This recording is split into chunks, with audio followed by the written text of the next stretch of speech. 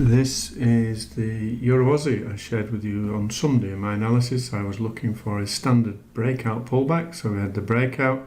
This was last week's pullback, and this week I actually had the order a little higher up, and initially it looked as though it wasn't going to get there, so I've placed it manually. I have a 50 pip stop and a 120 pip target. So now that we are 70 odd pips in profit, I am going to move the stop to entry, and I will be thinking about taking some profit off at the first sign of trouble with this one. And for signs of trouble, you go down to a shorter time frame. Could be a bit more aggressive here and just lock in 30 pips, which I think I'm going to do anyway.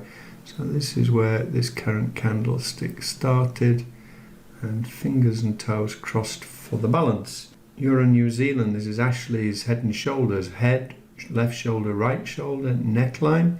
Breakout yesterday, pullback, and I nearly took this morning, but I couldn't find 5 reasons, and Murphy's Law, it's dropped 78 pips. Final one, Euro Pound, and I have moved the stop a little nearer this morning. It's 24 pips I'm risking now for a potential 56, and Pound Aussie has dropped further. So I'm still looking for a pullback up here, somewhere around this 61.8 fib with the 55 EMA.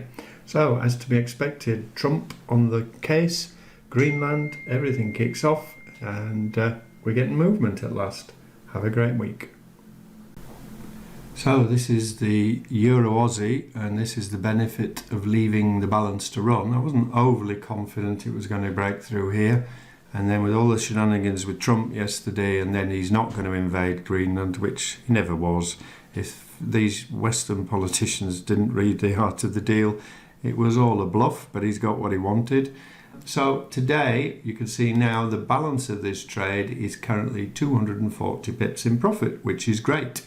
And what I have done now with the stop, I have moved it in here. So I'm above the major previous support and resistance. It came up and retested here this morning, and the part of the reasoning as well is that the average range on this is 97 pips. Yesterday was a bit extraordinary, so if this comes back up to here, that would be 135. What I'm expecting is it's to reject here and then drop. I might even add to that one. Then other ones, Ashley's head and shoulders on the Euro New Zealand. I don't know if he took it, but that was the head, left shoulder, right shoulder, and that is, if he's taken it, is 180 pips in profit. I had a small loss on the Euro Pound. I'd moved the stop nearer. Damn thing came up yesterday and took me out, and now is going the way that I wanted. So one small loss, one decent gain. That's all I need to do for the week. If anything else fires, I will let you know. But I think everything now is probably a little way away, and I've been focusing on stocks and crypto yesterday. Catch you later.